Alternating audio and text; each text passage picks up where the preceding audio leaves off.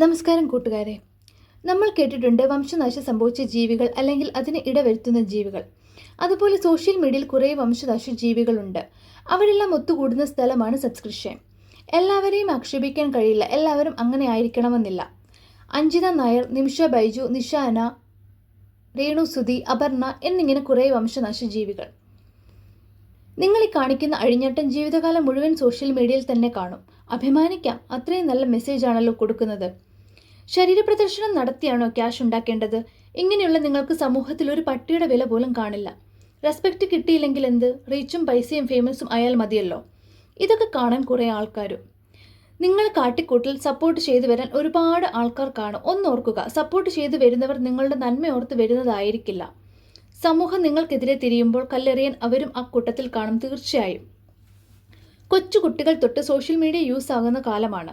പലരും പറയുന്നത് കേൾക്കുമ്പോൾ ഇതൊക്കെ എന്താണ് എന്ന് അറിയാനുള്ള ക്യൂരിയോസിറ്റി കുട്ടികൾക്കുണ്ടാകും. അവർ അത് സെർച്ച് ചെയ്ത് നോക്കും. ഒന്നോർത്ത് നോക്കിയാൽ നിങ്ങളുടെ മക്കൾ ഉൾപ്പെടത്തില്ലേ അക്കൂട്ടത്തിൽ? പൊതുസമൂഹത്തിൽ വന്നിരുന്ന് യൂറിൻ പാസ് ചെയ്യുന്ന വീഡിയോ വരെ പ്രചരിച്ചു. എത്രത്തോളം പൈസയ്ക്ക് വേണ്ടി ഒരു സ്ത്രീക്ക് തരം താഴാമോ അത്രത്തോളം എത്തി. സ്ത്രീകൾ തന്നെയല്ലേ സ്ത്രീകളുടെ വില കളയുന്നത്? നല്ല രീതിയിൽ സോഷ്യൽ മീഡിയ യൂസ് ചെയ്യുന്ന സ്ത്രീകൾക്ക് കൂടി അപമാനമാണിത്. ജീവിത സാഹചര്യം കൊണ്ട് കുട്ടികളെ നോക്കാൻ കഴിവില്ലാത്തതിന എന്നൊക്കെ പറയുന്നവരോട് കഷവും കാലും ബ്രസ്റ്റും ഒക്കെ കാണിച്ചിട്ടാണോ ക്യാഷ് ഉണ്ടാക്കേണ്ടത്? ജീവിക്കാൻ പണം വേണം. ആ പണം ഉണ്ടാക്കേണ്ട രീതി ആത്മാഭിമാനം വിറ്റാകരുത്. ഈ കുട്ടികൾ തന്നെ വലുതാവുമ്പോൾ പറയും, അമ്മ ഞങ്ങളെ വളർത്താൻ ഇങ്ങനെ ചെയ്യേണ്ടിയിരുന്നില്ല എന്ന്. ഇതൊക്കെ ഇല്ലാതാകാൻ അധിക സമയം വേണ്ടിവരില്ല, ഓർക്കുക.